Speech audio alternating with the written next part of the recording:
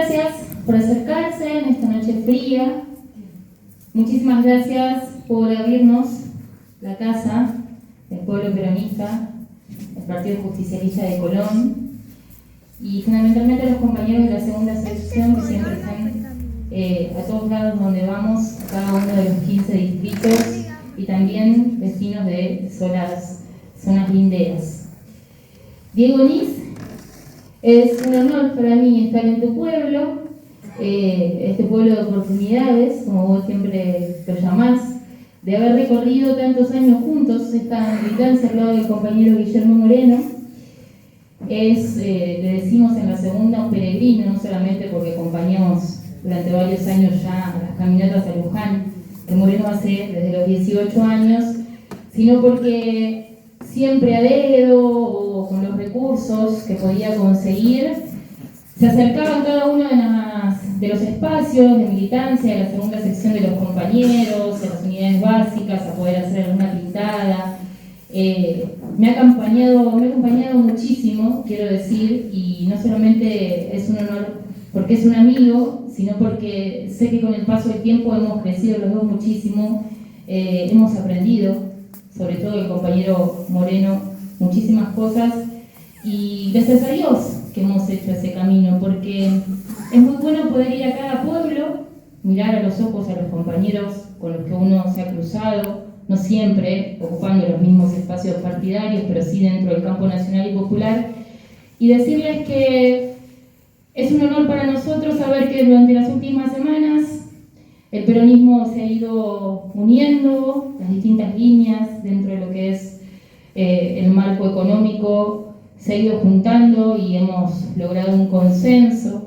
Es importante también mirarlos a los ojos y que puedan comprender por qué elegimos en algún momento ese camino en 2015, de marcar de una u otra manera el modo de desenmascaro, ¿no? Lo que estaba sucediendo con la socialdemocracia, con el progresismo, y no para generar divisiones, ¿sí? No para pararnos desde un lugar de superioridad, jamás, sino precisamente porque tenemos que volver a esas banderas de las doctrinas, ¿no? Decía Perón, y en el contexto del homenaje por su partida, ¿no? Por su muerte el 1 de julio, decía Perón siempre que la solidaridad, ¿no? Como valor fundamental era lo que cohesionaba al pueblo y que la organización era lo que iba a poder generar las condiciones para que perdurase en el tiempo, ¿no? Los principios doctrinarios. No hay duda, ¿no? Que la organización vence el tiempo, y nosotros desde nuestro humilde lugar, advirtiendo que estábamos perdiendo el camino, lo que hicimos fue intentar mantener viva, ¿sí? Esa llama del peronismo, porque fundamentalmente creemos dos cosas, ¿no? Y ese es el mensaje que para cerrar quiero dejar yo para dar pie a escuchar a Guillermo Moreno. El primero, y lo hablábamos en el viaje, lo hablamos recién con quienes nos atendieron en el Palacio Municipal, el peronismo nunca fue feminista, porque nunca fue machista, ¿no? El peronismo, Eva y Perón fundaron las bases de la justicia social, y con eso los argentinos tenemos todo para explicar lo que tiene que ver en materia de igualdad. Al mismo tiempo, el peronismo nunca fue progresista, siempre fue clásico. ¿Cuándo perdimos la evidente, ¿no? visión de llevar adelante esos principios y valores fundamentales, como fueron dichos hace un ratito, la solidaridad, el respeto, el amor, ¿sí? La militancia por y para el otro, siempre pensando en el bien común? El peronismo es clásico porque lo clásico es lo universal, es lo que permanece. Y precisamente estas ideas inciertas respecto de que el futuro no tenía lugar, o que todo es proyecto a corto plazo, ¿sí? Que no se puede planificar, está muy a contramano de lo que nos llevó Evita y Perón. Y por último, evidentemente, el peronismo nunca fue un movimiento que estuvo a favor del pobrismo, ¿no? ¿Cuándo nos equivocamos en el camino respecto de subsidiar y subsidiar, de dejar de generar empleo, esta idea de la industrialización que implicaba ni más ni menos que dejar fuera del sistema a una buena parte de los argentinos y argentinas? Hoy, gracias a compañeros como Guillermo Moreno, pero sobre todo creemos que son los tiempos de Dios, ¿no? Que van marcando que las cosas de alguna manera se van reorientando, como decía Perón también, al andar, ¿no? Los melones se acomodan y nosotros sí que hemos andado, compañero Moreno. Y nos enorgullece muchísimo el día de hoy saber que sos uno de los que ha logrado en algún punto comunicarse con todos los sectores del peronismo, como decía, que hoy está siendo cada vez más escuchado, que evidentemente lo que venías diciendo no estaba errado, pero fundamentalmente que estamos con el corazón en la mano, ¿sí? Para ponernos a trabajar codo a codo con cada uno de los compañeros. Nadie es menos, nadie es más dentro del movimiento. Tenemos la certeza, ¿sí? Tenemos la idea, pero tenemos el valor, tenemos el sentimiento y la certeza, sobre todo, de que ese es el camino de la Argentina industrial. Y ya sabemos, como dice siempre Guillermo también, Milei ya está, ¿no? Está fuera de tiempo, hablando de un pacto de mayo en pleno julio, está solo como anécdota, ¿no? Está fuera de lugar. En el país de los grandes patriotas, ¿sí? En el país de las figuras máximas reconocidas a nivel internacional, de los campeones, quiere destruir el Estado desde adentro, está fuera de tiempo y de lugar. Requiere de mucha voluntad y de mucho esfuerzo seguir cada uno de nosotros con este camino de la unidad, de poner el todo, ¿sí? Por encima de las partes, y directamente ese es el camino que tenemos que seguir para lograr que esa Argentina industrial vuelva a ser posible, que nuestro pueblo tenga pleno empleo y que el capitalismo moderno que nosotros venimos planteando en ese programa de gobierno sea un hecho a muy corto plazo. Así que, compañeros y compañeras, muchas gracias por estar acá. Es un honor de nuevo haber venido y viva Perú. En esta charla, en este acto, que más que nada es un momento para la reflexión. Hace 8 años el compañero nos visitaba y habíamos tenido el ganador del gobierno de Macri, un tipo que se cansó de trabajar en base de la unidad, que le metió todo lo que hay que meter y no se pudo, compañeros. Entonces quiero ser breve, quiero que entre todos unamos fuerzas y que no nos pase lo que nos pasó, que nos gobernó Macri, después que a dedo y que no nos dejaron participar, nos pusieron Alberto. Y el único que sufre hoy es el pueblo, es el vecino que no puede comer, es el abuelo que no tiene medicamentos. Y lo que me llama la atención es que 2 años atrás estábamos en pandemia y todos sabíamos lo que le pasaba al vecino, lo que le pasaba a la abuela Rosa, si no comía el pocho o lo que fuera. Y hoy estamos lejos de eso que supimos ser. Somos un pueblo mestizo, somos un pueblo solidario, un pueblo que siempre ponemos como bandera el amor y hoy estamos con un gobierno que nos está ayudando a todos a romper el entramado social, a que cada vez tengamos más pibes, que estén en la delincuencia, que tengamos los problemas de drogadicciones que hay, porque también es una realidad. Y creo que es el momento en que agarremos, nos pongamos la doctrina bajo el brazo y que todos militemos la misma causa, que es el peronismo. No quiero ser más extenso porque todos queremos compañeras. Con el invitado de lujo que tenemos, corresponde ser breve. Frente a un presente complejo, duro y triste para la patria, para el pueblo argentino, el peronismo tiene por historia, por legado, por principios, la obligación y la responsabilidad de trabajar en devolverle la esperanza y la felicidad al pueblo. Tenemos la obligación y la responsabilidad de ser la alternativa. Una alternativa que la debemos construir colectivamente, con amplitud, con unidad, pero principalmente fundada y basada en la doctrina justicialista, sosteniendo firmemente y con lealtad nuestras banderas. En ese sentido y en este marco, estamos muy agradecidos de la presencia de un compañero peronista. Tenemos el agrado de contar con la presencia de nuestro compañero Guillermo Moreno.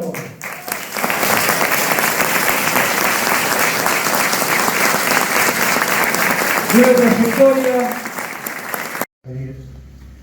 Es que todo proceso revolucionario interpela, es interpelativo. En un determinado momento de la historia argentina, el peronismo interpeló no a un partido político, sino que interpeló a todo un sistema. Y esa interpelación estuvo en cabeza del general Perón, ¿no? Que interpeló que algo no funcionaba porque la mayoría de los argentinos, en las fábricas, en los lugares de mayor conglomerado, los trabajadores eran explotados brutalmente. Y en esta zona de campo, aquí, en esta zona donde nosotros vivimos, los chacareros arrendatarios tuvieron que hacer el grito de Alcorta, acá a 60 kilómetros, en 1912, porque los terratenientes ni siquiera les permitían desarrollar la ganadería. Los contratos de arrendamientos decían que podían tener una pareja de cerdos, cuidado con las vacas y demás, para que nunca pudieran romper esa esclavitud. Eso lo vivieron mis abuelos, ese trabajo. Desbrigar el lote de campo, roturarlo, ir con la familia, hacer el retrete, el baño, vivir con estos fríos, ahora decimos, ¿no? Las familias enteras, las mujeres parían ahí. Ese era el trabajo del arrendatario en esta zona. Y esa era la Argentina que el presidente Milei dice que hay que reivindicar, la Argentina preperonista. Y el peronismo interpeló, porque toda revolución interpela, pero con la diferencia que el peronismo como revolución se impuso, si no nosotros no estaríamos acá. Somos hijos de eso. Y esta revolución, como lo ha definido el compañero Guillermo, es una revolución, por suerte para el pueblo argentino, no nata, porque no alcanzó a nacer. Pero cuidado que nos interpeló. Nos interpeló fuertemente porque tuvieron la osadía de poner en duda la justicia social. Y esa es una interpelación. Es decir, que la justicia social como valor es la envidia, es el robo y demás, ¿no? Y nos interpeló también desde el lado de la libertad, porque no existe movimiento en la historia política argentina del siglo XX que haya luchado por la libertad más que el peronismo. Los peronistas fuimos los que no pudimos votar a un líder, yo no porque era pibe, pero acá hay gente grande que no pudo votar a Perón. Acá hubo gente grande que tuvo años que no podía ir a una urna y votar al que quería votar. Fuimos los únicos que tuvimos un movimiento proscripto, un líder en el exilio. Los únicos que le entregamos 30.000, o si no de los 30.000, la mayoría, con respeto a todos los compañeros, obviamente, que murieron en esa causa. Es decir, interpeló e interpelan desde dos factores. El factor de la libertad, y se ganaron un sector importante de los jóvenes y demás, y desde el factor de la historia misma, discontinuando y mezclando, porque a veces es muy difícil al presidente seguirlo. Por ahí aparece como anarcocapitalista, por ahí aparece como fascista, por ahí aparece como liberal clásico, en fin, es muy difícil seguirlo, muy sinuoso el presidente en cuanto a sus ideas, pero no se interpeló. Ahora, en este contexto, creo que está de más decir la situación económica y social, y ya la he expuesto hasta el cansancio. Es necesario que volvamos nuevamente no a discutir la doctrina, sino sencillamente a recordar el coraje que tuvo Perón. Hoy lo escuché decir a Guillermo, Perón era bravo, dice. Terminó la Segunda Guerra Mundial, había dos bloques y Perón decía, acá hay una tercera posición. Y había que ser bravo, ¿no es cierto?, para hacer una cosa de esa. Pero la doctrina del peronista, que fue puesta entre marzo y abril de 1949, no nos olvidemos que la base de la doctrina es la comunidad organizada, que Perón lo expuso en el Congreso de Filosofía en Mendoza. Y en ese Congreso de Filosofía también había que ser bravo, porque hay que recordar que en ese Congreso de Filosofía vinieron filósofos de la talla de Heidegger, alemán, Julia María español, Vasconcelos el mexicano, Del Volpi italiano, Karl Shakespeare el suizo. Vinieron filósofos de primera línea, que habían estado antes de la guerra, durante la guerra y en la posguerra. Y sin embargo, cuando terminó ese congreso, el 9 de abril, Perón expuso la comunidad organizada. Y ahí les dijo claramente, entre las tantas cosas que dijo, ¿no?, dijo: el hombre no puede ser sacrificado ni por el capital, ni por otro hombre, ni tampoco puede ser sacrificado por el Estado, refiriéndose, ¿no es cierto?, al Estado criminal que estaba llevando adelante Stalin. Es decir, tomó una posición que no es una síntesis, sino que es simplemente una posición humanista, cristiana, popular y nacional, como está definida nuestra doctrina. Y ese trabajo de la doctrina es el que está haciendo el compañero Guillermo. Y yo creo que de algún lado, sé que el compañero es creyente, yo también soy creyente, de algún lado estoy seguro que el general Perón, la compañera Edith y tantos compañeros están acompañando lo que vos estás haciendo y predicando por la causa peronista. Muchas gracias a todos.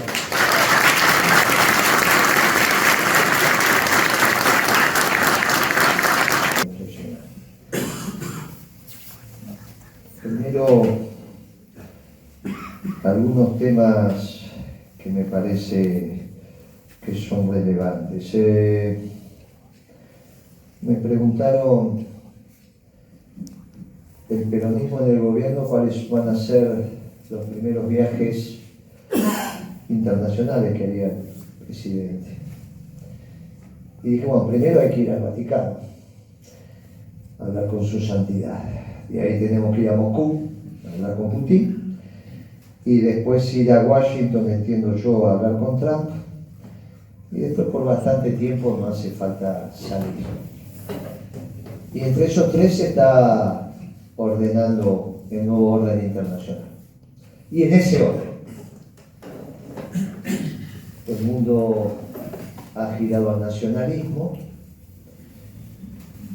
y ahora hay una discusión dentro del nacionalismo, de qué nacionalismo estamos hablando, si del nacionalismo europeo, del nacionalismo de puños cerrados, de esos pueblos que construyeron su identidad destruyendo al distinto, o del nacionalismo americano, que es de brazos abiertos, que construyó la identidad de sus pueblos incorporando al distinto. Este nacionalismo americano en el mundo no se estudia, se ha empezado a estudiar ahora.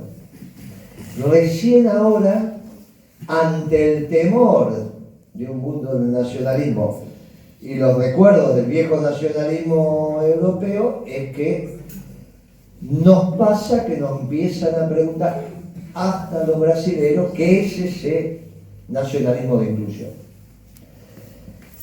Y ese nacionalismo americano tiene una doctrina que fue construida por nuestro pueblo. Un día le preguntaron a Perón cómo hizo para pergeñar la doctrina, y dijo, no, yo soy, en este caso, como Miguel Ángel, la pieza está en la piedra, yo lo que hago es descubrirla. Este pueblo maravilloso hizo esta doctrina maravillosa, pero lo que hizo fue sistematizarla. Entonces es importante, porque puede ser que nuestra doctrina sea la verdad, cosa que Perón nunca supo.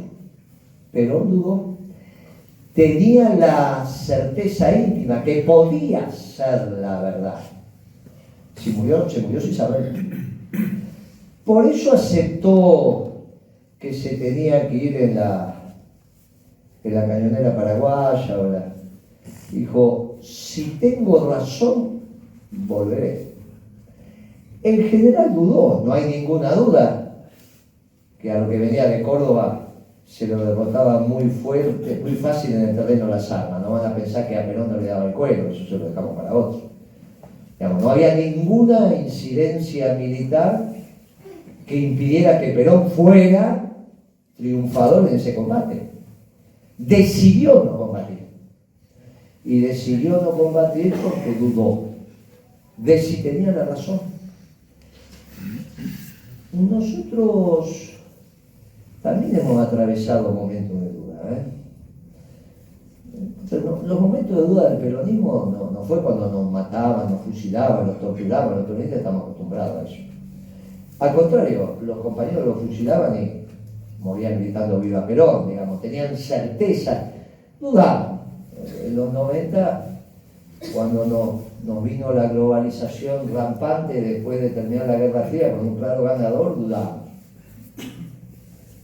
Y volvimos a dudar también en el 19, cuando algunos dijimos, bueno, se va a armar lío acá, porque en realidad conceptualmente estábamos siendo derrotados. Había ideas extrañas a nuestro parecer. Sin embargo, en plena globalización nosotros hicimos un gran gobierno peronista, siempre defendiendo el interés nacional y siempre tomando las decisiones de abajo para arriba. Si no lastima al pueblo, no lastima a la patria, sos peronista y vamos para adelante. Un día Cristina me preguntó cuándo lo había conocido a Kirchner, y yo le dije en febrero del 2003. Dice, no, como le decía, a los pocos días ganamos la elección, está equivocado. Lo conocí en febrero del 2003. Pero ¿y cómo si lo acaban de conocer? ¿Cómo? Y porque fuimos como los perros callejeros, ¿no? Fuimos una generación, se olfateó y fue. ¿Por qué nos reconocimos? Por la doctrina, por la celeste y blanca dibujada en la piel. Y nos mirábamos y decíamos, acá, a esto no los vamos a perjudicar. Y ya está. Por eso la doctrina es tan importante. El presidente llega y tiene, ¿cuántos puede conocer? 50 muchachos. ¿Cuántos podría haber traído Kirchner de Santa Cruz? 100 muchachos y ya no tenía cómo gobernar Santa Cruz. ¿Cuántos podían venir de Santa Cruz? El primer día designás a poner al muchacho en la CIDE, lo ponía a esto, lo ponía a qué, ponía a Devido, ponía a Jaime, ponía a López, ponía esto, ponía aquello, y después al segundo día ya son 300, 500 y a la semana son miles. ¿Cómo sabes que van a ir todos para el mismo lado si no los conoces? Por la doctrina. Por eso la doctrina está. ¿Qué es la doctrina? Es una manera de tomar decisiones.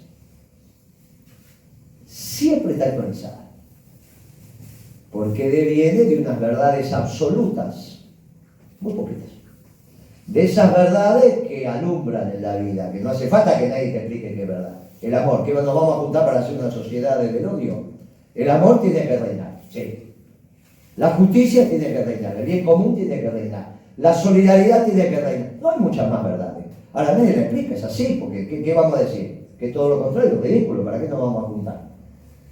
Esas verdades absolutas que a veces pensamos nosotros, al menos los creyentes, que también deben obrar en el reino de Dios, se traen a la tierra para administrar algo muy menor, que es la cosa pública atendiendo al bien común. Eso es la doctrina. Lo que se actualiza es el plan de gobierno. Eso sí, porque tiene que ver con el estado del arte. Hace 3 años atrás la inteligencia artificial no estaba masificada, muchachos. Entonces el plan de gobierno peronista tiene que contemplarlo. El plan de gobierno, no la doctrina. La doctrina no penetra en esos lugares. No hay que confundir nunca el plan de gobierno con la doctrina. Ni hay que confundir el objetivo del peronismo. El objetivo del peronismo siempre es el mismo, la felicidad del pueblo y la grandeza de la patria. ¿Por qué ir a hablar con el Papa? Porque el Papa instaló algo extraordinario en el mundo. Primero dijo allá en el 13 que el mundo estaba atravesando la Tercera Guerra Mundial en cuotas. ¿Se acuerdan? Lo estaba diciendo en Argentina ya, pero bueno, el obispo de Buenos Aires. Otra cosa es decirlo de la plaza ya, de la ventana mágica, digamos. Ahí cuando habla ahí habla del mundo. Otra cosa es hablar acá en la Plaza de Mayo. Lo dijo, la verdad que tenía razón. Estamos en la Tercera Guerra Mundial en cuotas por los puestos de trabajo. El Papa y la mayoría de nosotros sabe que un pueblo que avanza en su tasa de desocupación pierde la capacidad de tener afecto. Se disgrega. No hay manera de tener, si no hay trabajo, estamos en un problema. El afecto se pierde, los lazos se pierden. Él decía la Tercera Guerra Mundial en cuotas. Algunos en el gobierno reivindicamos eso, otros no. Nuestra Cancillería no. Yo tuve oportunidad de hablarlo con el canciller, mucho no vamos a profundizar porque el hombre se murió. Pero le pregunté, che, el Papa está hablando de esto, ¿qué decimos? No, el Papa está equivocado. En Occidente no se habla de la Tercera Guerra Mundial en cuotas, no, Hay que revisar a veces la profundidad de nuestros análisis. La realidad demostró que el Papa tenía razón y hoy no solo hay una cuota tremenda en Europa. Si yo venía hace 3 años atrás y decía que Europa iba a estar en guerra, muchachos me decían, no, la clase dirigente ucraniana se equivocó, miren la lío que tiene. Equivocarse en la toma de decisiones no es menor cuando el mundo está, que lo viejo no terminó de morir, lo nuevo no terminó de nacer. Te equivocás, perdés la Patagonia. Te equivocás, perdimos la Antártida. No es momento de equivocarse, por eso estas reuniones son muy importantes, porque las decisiones nos corresponden a nosotros. No es que hay 3, 4 elegidos que saben todo, son pavadas, eso que puede saber todo, ¿no? La construcción es colectiva, la construcción es de abajo para arriba. Esta discusión en la Patagonia, no hay duda, en el último debate presidencial que ganó Boric, el que perdió, pero perdió con una diferencia de 10, pero la diferencia es 5, porque 5, entre 2, 5 baja, 5 sube, ya están empatados. Katz dijo, no, vamos a discutir de vuelta la Patagonia con los argentinos, porque cuando ellos se lo quedamos en guerra. No lo digo yo, las discusiones del debate. Rafael Bielsa, que es nuestro embajador, se la pasó bastante tiempo hablando de este tema. Dice, miren que muchachos, vamos a discutir estos temas, vamos a discutirlo, vamos a charlarlo, miren lo que está pasando, no nos equivoquemos. Otro tema puso el Papa, que es el que quería hacer referencia, porque es el tema estratégico y conceptual relevante. El Papa, tomado también de los conceptos argentinos, dijo que la historia la escriben los pueblos. Guarda que la mitad del mundo en la Guerra Fría decía que la historia la escribe la lucha de clases. El marxismo imperante en aquel momento decía, no, la historia, bueno, de hecho, es como Marx planteó el desarrollo de feudalismo, capitalismo, socialismo, comunismo, siempre de la lucha de clases. Trotskismo y terminábamos en Milei, en el anarquismo. La historia la escriben los pueblos, no la escriben ni la lucha de clases ni prohombres. Los hombres son importantes, pero no son con su sola presencia que cambian. Esto. Son los pueblos. Son los pueblos. Y hoy está empezando a ser aceptado que son los pueblos. Eso es lo que distingue la pieza fundamental en la construcción de la historia. Sea un pueblo, define que son nacionalistas o no. Si no son globalizados, en esta contradicción que tenemos ahora, son globalizados. La gran contradicción desde el peronismo siempre fueron las doctrinas globalizadoras que niegan la existencia de los pueblos como sujetos de la historia y nosotros los nacionalistas, que decimos que la historia la escriben los pueblos. Ahora, dentro del nacionalismo están las 2 categorías que definimos antes, la de puño cerrado y la de brazo abierto. Este es el debate que hay hoy. Y muchos europeos empiezan a reflexionar sobre un distinto nacionalismo, porque no es un nacionalismo imperial. Reivindicar la existencia de los pueblos en una revolución continental universal hace que esa revolución sea nacionalista. Lo que tipifica el nacionalismo, no la expulsión del distinto, lo que tipifica el nacionalismo es la existencia de los pueblos como sujetos de la historia. Y eso solo lo dice el peronismo, ni los marxistas ni los liberales.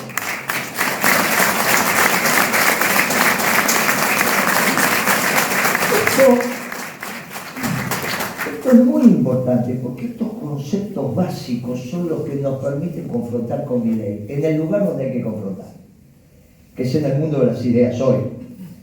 Algunos estamos diciendo, cuidado la calle porque esto está muy complejo y no sea cuestión que una vez que están en la calle es como la pasta de dientes cuando apretamos de más el pomo, después no la podés meter en ningún lado. ¿Está bien? Cuidado porque una cosa es salir a la calle con conducción y otra salir a la calle sin conducción. Sin conducción, se quedan en la calle y se anomian. Y después, ¿quién dice a casa? Cuidado, este es un tema muy delicado. Muy delicado. Acá no estamos en el 2001, acá no estamos en el 89, acá estamos en una situación muy compleja, extremadamente compleja. Yo viví en el 82, vivimos en el 89, volvimos en el 2001, extremadamente complejo, muchísimo más complejo. Muchísimo más complejo. Este concepto del mundo tendiendo al nacionalismo es muy importante, porque se puede dar que sea la primera vez en la historia del peronismo que llegamos al gobierno y no tenemos el mundo en contra. Cuando Perón llega al gobierno en el 46, acababa de terminar la Segunda Guerra Mundial, le habían tirado bombas atómicas, no era juego de chico. Hay que tirar un artefacto que en los primeros 10 segundos mata a 50.000 personas, ¿no? Eso demuestra la capacidad de daño que está en condiciones de hacer un pueblo. Hay un solo pueblo que utilizó la energía nuclear para matar personas. Y en una densidad importante, ¿eh? Tiró vos. No es que no demuestra la voluntad de combate ese pueblo, lo demuestra. Lo demuestra, no importa nada. Abajo había chicos, había esto, le tiraron y se acabó la historia. Acaban de ganar unos y los otros. Y el tipo dijo, ninguno de los dos tiene razón. Pero no lo sé, en el 55 se fue sin pelear. Y está bien. Porque dijo, entre la sangre y el tiempo, elijo el tiempo. Después vino, el viejo volvió, dice. Yo pertenezco a esta generación extraña que dijimos que trajimos a Perón. Eso es aquella juventud. Mentira, Perón vino cuando quiso, pero nos vamos a morir diciendo trajimos a Perón porque ¿quién nos va a quitar el barrio? Nada, muchachos, fuimos a buscar, hicimos un abogado, hicimos Luchihuele. La verdad es que el viejo vino cuando quiso. Pero nosotros, engreídos como éramos, dijimos, lo trajimos a Perón y el viejo dijo, sí, es que lo digo cuando ustedes quisieron. Y nos peleamos duro en Ezeiza, muy duro. La patria peronista, la patria socialista. El viejo se enojó y dijo, entre la sangre y el tiempo, elijan el tiempo, muchachos. Y la verdad es que fue una pelea muy tonta. La patria socialista no se podía hacer porque no la querían los norteamericanos y la patria peronista peor. No la querían ni los norteamericanos ni los soviéticos. Con lo cual cualquiera de las dos era un disparate. Falta de comprensión de lo que pasaba y se murió bárbaro de Ezeiza. Muchachos, ya está, no hay síntesis ahí, pero no le demos tanta trascendencia. Fue un error de la dirigencia de aquel momento y de la mala lectura de lo que pasaba en el mundo, en un mundo muy... estaba bien, el mundo estaba en todo, desde el macho francés, los hippies, aquellos, los cubanos, los angoleños, los argentinos, los vietnamitas, los chinos, muchachos, y en el medio estaba el peronismo construyendo también un destino, sabiendo que ese mundo y todas las revoluciones que andaban por ahí no satisfacían lo que nosotros pensábamos que tenía que ser con el hombre. Pero al otro día, yo dije ese día, me corrigieron, me dijeron al otro día, fue el 21 de julio, con su corbata, sus anteojos, su traje, su chalequito, y dijo, basta, entre la sangre y el tiempo, elijan el tiempo. Terminó la Guerra Fría, vino la globalización, algunos dijo se terminó la historia, vino el fin de la historia, vino Menem, estuvimos confundidos qué es lo que hacíamos en un mundo global.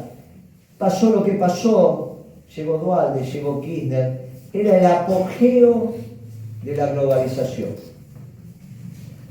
Nosotros hicimos un gobierno para defender el trabajo de los argentinos cuando eso no era un objeto de defensa en el mundo. La globalización venía rampante. Nosotros dudábamos, muchachos, dudábamos. Cuando nos dijeron en la elección de Macri, fue uno de los caballitos de Macri, estos muchachos se quedaron en el 45, están fuera del mundo, nos decían. Es verdad, el mundo nos había hecho un juicio, Estados Unidos, Europa y Japón nos hizo un juicio a la Organización Mundial de Comercio. Y dudamos, capaz que estábamos equivocados, pero bueno. Y resulta que en estos giros de la historia extraordinaria, el mundo cambió. Y es el mundo que describí antes. Se terminó la globalización y viene el nacionalismo. Los Estados Unidos decidieron que había un pueblo, el alemán, que ya había avanzado demasiado, se había metido en su zona de confort, y el chino también. Y tomó las decisiones para cambiar eso. Ya de los alemanes nadie habla, ya la locomotora alemana se terminó, ya Europa cambió, la Europa que conocieron se terminó, el que no la conoció, muchachos, ya fue, y ahora van por China. Esto nos orienta a nosotros en el tema geopolítico. Cuidado que si las alianzas son las del perdedor, termina mal. Si las alianzas son con el perdedor, termina mal. Y siempre el peronismo toma las decisiones del interés nacional. Por eso todavía la discusión sobre los ganadores y perdedores está abierta, todavía está abierta, pero los ingleses están en Malvinas. Y ya no es un puerto pesquero, ahora es una base militar de primer nivel, con un acuerdo estratégico de defensa mutua con los chilenos, que no va a ser para defender la isla de Pascua, ¿no? Esto está clarito. Todo esto es lo que tenemos que pensar y reflexionar y entender correctamente. Y en este mundo que va al nacionalismo, se terminaron las cadenas largas de abastecimiento. El mundo que nos tocó a nosotros era el mundo de las cadenas largas de abastecimiento. Produce la India, produce China, produce Vietnam y consumimos en el resto del mundo. O la ciencia y la tecnología y los procesos de punta se hacen en algunos centros y nosotros... Es ser un mundo complejo. Pero resulta que vuelven las cadenas cortas de abastecimiento y México se transforma en el principal abastecedor de Estados Unidos. Si uno lo decía también hace 3 años atrás, decían que era fantasía, pero resulta que el año pasado México desplazó a China como proveedor de manufactura de Estados Unidos. Y los obreros mexicanos de la industria automotriz ganan lo mismo que los norteamericanos, cosa impensable. Si yo decía que un obrero de la industria automotriz mexicana, por el pacto que habían hecho con los norteamericanos con nadie, se tenían que ganar lo mismo que un norteamericano, no, eso no va a pasar, aún pasa. O sea, el mayor defensor de Trump en América del Norte está en México, porque nunca los mexicanos, un obrero de la industria automotriz mexicana, se imaginó ganar lo mismo que un gringo. Ganan lo mismo. Por eso ganó la selección de AMLO como la ganó, caminando, tranquilo, sencillo, no hubo ningún inconveniente. Porque la economía va ordenando esto. La economía va ordenando. Interesante, ¿por qué? Y porque se vienen las cadenas cortas de abastecimiento, esto es insumo-producto, porque el mundo está muy complejo. Y ahora tienen que ir sobre China. Nadie va a pensar que van a hacer una acción militar sobre China, eso es imposible, pero sí van a hacer algún cerco energético y alimenticio. Y en el alimenticio entramos nosotros. Ustedes no se olviden que no va a ser la primera vez que Occidente le hace un cerco a su enemigo. Se lo hizo la Unión Soviética, el famoso bloqueo de la venta cerealera, cuando a los soviéticos les falló la cosecha, Occidente dijo no se le vende más a Rusia, alimento. Con los pibes, no lo voy a hacer acá, en general pregunto, acá estaba gobernando Videla y Martínez de Hoz. Cuando Reagan decreta el bloqueo alimenticio a la Unión Soviética. ¿Qué hizo la Argentina?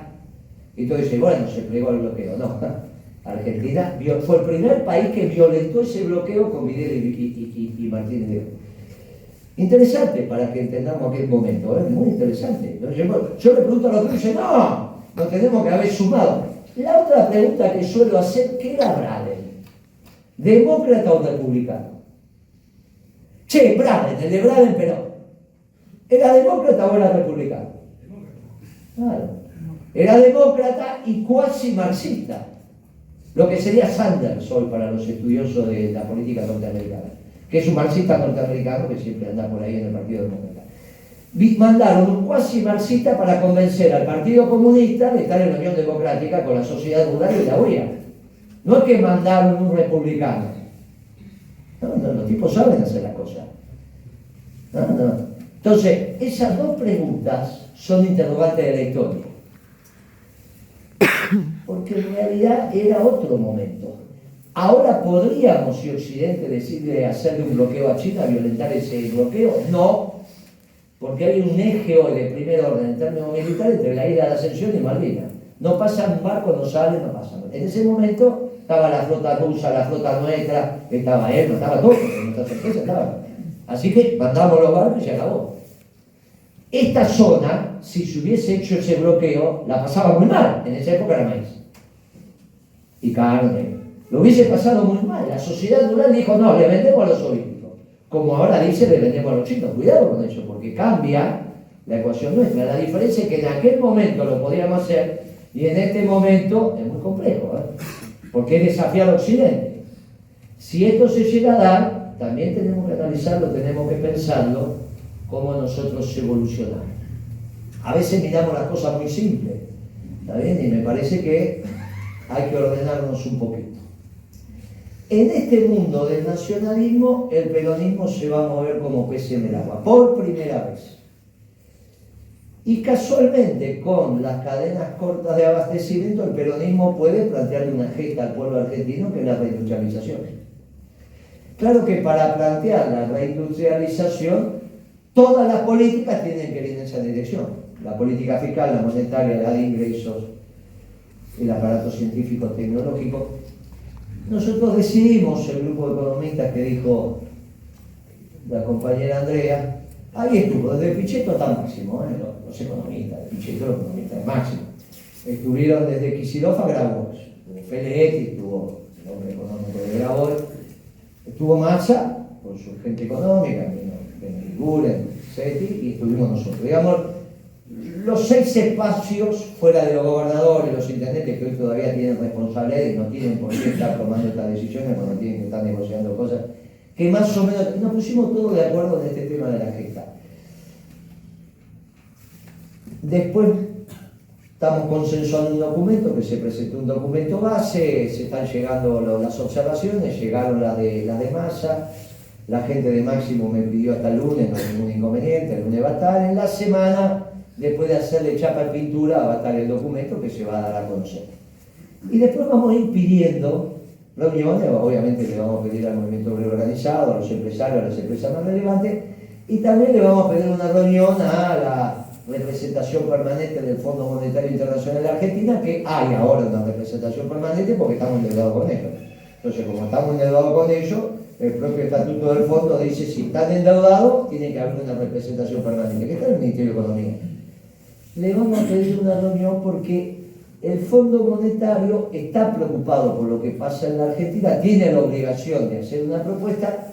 La propuesta que ellos están haciendo, nosotros le pusimos el mote de la propuesta de los chilenos, porque hay un chileno que está a cargo del hemisferio occidental, que es donde está Argentina, del Fondo Monetario, y hay un chileno que a Milei se le ocurrió que sea el viceministro de Caputo, y entre los dos, que son amigos, con unas pinceladas de Sturzenegger. Eso básicamente es el Macri de la segunda etapa. El Macri que se endeuda con el Fondo Monetario, y el Fondo Monetario tiene unas recetas clásicas que no funcionan en la Argentina. Una tontería. Hay que ir a discutir con ellos eso porque la solución que están aportando para el país no sirve. Hay otra solución que es la de la sociedad rural, que es la mega devaluación, discutir retenciones, que tampoco va a caminar. Está la solución de la vicepresidenta, que todos estamos viendo que está en campaña, que la piba está esperando a ver cuándo le toca, lo vimos, tuvo su minuto de fama, hizo lo que tenía que hacer, es una solución aparente para ello, y después en la política los únicos que estamos planteando una opción distinta somos los peronistas. En un mundo que va al nacionalismo y donde nosotros le estamos diciendo que el eje ordenador de lo nuestro va a ser reindustrializar el país. ¿Esto se puede dar? Sí, se puede dar. Las circunstancias políticas se está trabajando, la dirigencia política del peronismo entendió esto, decidimos que en términos políticos cada uno va a seguir transitando por su propio canal, pero en términos políticos, económicos, el peronismo empieza a tener un esquema similar. Un esquema similar devenido de lo más profundo de nuestra doctrina. De lo más profundo de nuestra doctrina que quizás empiece a ser verdadera, ya sin duda. Porque si es verdadera, empieza a iluminar al resto de los pueblos, que como pueblos nosotros lo entendemos como tal. Nosotros somos la armonía entre el capital y el trabajo, y desde ahí vamos desarrollando nuestra percepción y nuestro marco conceptual. Hicimos también las bases de un plan de gobierno. Obviamente que el primero son 8 ministerios, el primero es por decisión de las circunstancias, va a ser el Ministerio de Trabajo y Desarrollo Económico. El Ministerio de Economía no hace falta, desarrollo económico y trabajo, porque el trabajo es el centro de la economía para la economía peronista. ¿Qué está en el centro de la economía peronista? El capital. Claro que hay que generar trabajo, el capital y trabajo acumulado, hay una sola clase de hombres la que trabaja. Todas estas verdades son tan evidentes que cuando uno las repite, pero nos olvidamos, a veces nos olvidamos, son verdades evidentes. ¿Para qué hacemos economía? Para el hombre y su comunidad, su familia. Esta es la base. ¿Qué decía Perón que es un buen gobierno? Crear trabajo en el sector privado. Es muy fácil ¿Qué es el gobierno para el peronista? Un conjunto de hombres y mujeres prácticas, esclavos del pueblo libre. El gobierno para el peronismo son esclavos del pueblo libre, con una concepción de libertad extraordinaria, porque para el peronismo la libertad es dar, no es tener. Para ellos es tener, para nosotros es dar. Y resulta que para nosotros la libertad también es un don de Dios, por eso el libre albedrío. Y cuando discutimos con Milei, que fue el único que introdujo a Dios en la campaña, discutimos diciéndolo, lo incorporaste desde una teología equivocada, porque Dios no solo creó al hombre, a la mujer, por qué importa, sino la relación entre los hombres. El hombre que no tenga relación con otro hombre en la comunidad no es hombre. Por lo tanto, la relación entre los hombres es lo que llamamos bien común, que también es una creación de Dios. Dios creó a los hombres y la relación entre los hombres. Ahora, ¿qué relación entre los hombres puede haber en esa cosa común que le viene del bien? Porque se supone que nos juntamos para el bien, no nos vamos a juntar para el mal. Si hay un hiper rico y un hiper pobre, no puede haber relación ninguna. Por eso la justicia social está derivada del bien común y nunca puede ser el demonio. Siempre es creación de Dios. La justicia social derivada del bien común también es una creación de Dios. Los peronistas somos los que derivamos correctamente la teología para los creyentes. Y si no, tenemos un lío bárbaro. Ahora, esto lo tenemos que hacer en el debate con Milei, porque Milei dice que la justicia social es creación del demonio. Del demonio. Y nosotros decimos que es creación de Dios. ¿Cuál es la teología correcta? ¿La del demonio o la de Dios? Bueno, este es el debate que tenemos que ver con los libertarios. Y el otro debate que tenemos que ver con los libertarios es el derredor de lo que nos pasó con la juventud. ¿Qué nos pasó con la juventud? Dicen, no, los jóvenes votan a Milei. Están seguros, casi todos nuestros actos, la mitad de nuestros actos son jóvenes. Claro, lo que nos pasó en algún momento que tenemos que revisar si lo dejamos sin oxígeno a los pibes. Tanto hablar del Estado, que dejamos de ser un Estado esclavo de un pueblo libre. Tanto hablar del Estado, que parece que a los pibes lo dejamos sin oxígeno. Claro, y la revolución pasó a ser Milei, o algunas definiciones extrañas de revolución. Mientras que la revolución sigue siendo peronista. La única revolución sigue siendo la peronista, que es para un pueblo libre con una patria grande. Esto es lo que convoca. La justicia social es lo que convoca.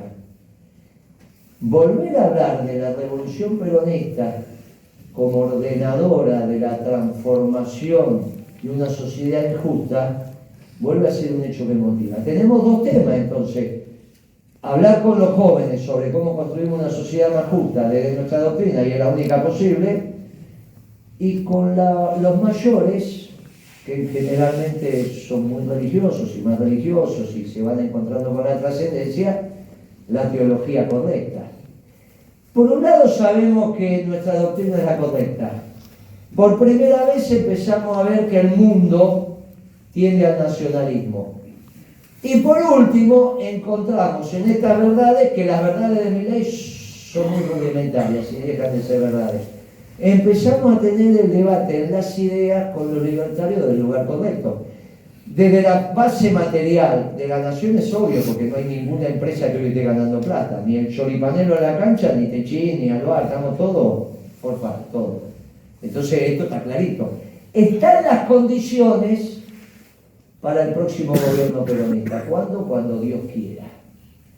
Ahora, la definición es contundente, porque estamos en condiciones de que nosotros le planteemos al pueblo argentino un gobierno peronista que sea también ejemplo para todos los pueblos del mundo. Y ahí viene lo último, que no alcanza con llegar al gobierno, porque ya llegás al gobierno y si fracasás, tenés que llegar al gobierno y hacer un gran gobierno. Y para hacer un gran gobierno, nosotros tenemos que tener claro cuál va a ser nuestro accionar. Y lo empezamos a tener claro con el plan de gobierno que tiene como eje la reindustrialización en el Ministerio de Trabajo y Desarrollo Económico y a su vez en un ministerio que creemos que tenemos que crear, que es el Ministerio de Comunidad. Porque tenemos que recrear la comunidad en la Argentina. La tenemos que recrear, nos han mandado a un lugar y ese Ministerio de Comunidad tenemos mucho para resolver, porque hay cosas que se resuelven desde el Poder Ejecutivo con la presencia del presidente o del que fuera. Con el presidente poniendo el cuerpo, digamos, los temas del Paco, los temas de eso lo resuelve el presidente y si tiene voluntad rápidamente, no un tema de ministro de Seguridad ni jefe de policía. Eso es el presidente yendo al nordeste y diciendo, bueno, se terminó, traza la raya, de acá ya nosotros, y esto es de verdad y se terminó. Eso es el peronismo, lo sabe hacer. El problema es que después vamos a tener el síndrome de abstinencia a la semana. Capital y cordón, primer cordón de Buenos Aires, nuestras cuentas hablan de 250.000 pibes y pibas que reciben varias dosis por día. 250.000, son 3, 4 canchas repletas de River, ¿no? 250.000. Ese es un tema que lo tenemos que abordar como comunidad. Y para eso el Ministerio de Comunidad, entre otros temas, iba a ser una discusión. ¿Cuáles son las misiones y funciones del Ministerio de Comunidad? Todas las demás, el peronismo tiene mucha gimnasia en esto, tiene las ideas, después hay que llenarlo de contenido. Y en eso está. Si nosotros hacemos un gran gobierno, como los sujetos de la historia son los pueblos, y no hay contagio más intenso que el contagio del ejemplo, vamos a hacer un ejemplo para los pueblos del mundo. Y eso merecen. Hay una estrofa de Evita Capitana, que la vamos a volver a escuchar muchas veces, que es una estrofa extraordinaria. Dice, para todos los pueblos del mundo una revolución de amor y paz. No dice, dice revolución. El mundo no es justo, hay que revolucionarlo. La Argentina no es justa, hay que revolucionarlo. No, pero revolución. Una revolución de amor y paz para todos los pueblos del mundo. Y eso es el peronismo. Y nosotros empezamos este nuevo amanecer con un mundo que nos empieza a estudiar. Y nos empiezan a estudiar, y esto es interesante, es la primera vez que tratan de comprender al peronismo. Con nuestras propias categorías, salidas de un pueblo fantástico. A mí me tocó escuchar la primera homilía en español que se dio en San Pedro. Nunca se había dado una homilía ni se había rezado una misa en español. Eso lo hizo Francisco. ¿Cómo me enteré? Porque estuve ese día de la misa criolla, cuando el Papa le hace un homenaje a la aparición de la Virgen de Guadalupe, trae a todos los obispos de América y se lleva de acá a los muchachos de la misa criolla, que la canta Patricia Sosa, con el hijo de Ariel Ramírez. Y yo después, un evento extraordinario, la Patricia Sosa cantando en San Pedro la misa criolla, una cosa extraordinaria. Y estaba con Ariel Ramírez ya tomando algo ahí en el... Y me dice, yo estaba extremadamente nervioso porque no conocía la acústica de San Pedro. Le digo, ¿cómo no vas a conocer la acústica? ¿No ensayaste? No nos dejaron. Me dice, ¿cómo no te dejaron? Cuando nosotros empezábamos a cantar en castellano, o en español, venía la Guardia Suiza y desenchufaba los equipos. Acá se habla el italiano o el latín, español no. ¿Y qué hiciste? Y avisamos, pero no nos dejaron. Extraordinario lo que pasó. Nadie va a pensar que el Papa no se enteró. Como no le van a ir a decir al Papa, che, la Guardia Suiza desenchufa y no deja de ensayar a la muchachada. Y el Papa no dijo nada. Tan sabio el hombre que entre la sangre y el tiempo, entre pegar 3 gritos y el tiempo, eligió tiempo, dijo, si total la homilía la voy a dar yo. Y hizo la homilía en castellano.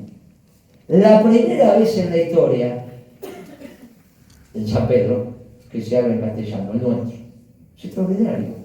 Ese surgido de este pueblo maravilloso, no es solo Maradona y Messi, que también son maravillosos y un montón más. De este pueblo maravilloso salió una doctrina maravillosa. Una vez me estaban, hace poquito, en una conferencia con los franceses, hablando de este tema, si el peronismo va a ser universal. Francés dijo, si Perón hubiese nacido en París, ya la doctrina sería universal. ¿Y qué respuesta le da? Y yo le tuve que decir la verdad, sencilla, delicada, pero le dije, no, si Perón nacía en París, no hubiese nacido el peronismo, porque el peronismo salió de un pueblo extraordinario, que es el argentino. Lo que hizo Perón fue recoger esas enseñanzas extraordinarias y las sistematizó, pero no las inventó, las escuchó. De un pueblo extraordinario, este pueblo extraordinario, bien mestizo, que fusionamos la sangre, que somos capaces de construir nuestra identidad y construir una causa común, que se mantiene de generación en generación, somos nosotros. ¿Qué va a pasar en Rusia cuando se muere Putin? Nadie sabe. Ni ellos mismos. Acá se murió Perón hace 50 años y seguimos dando la vida por Perón. ¿Qué es la vida por Perón? La vida por la doctrina.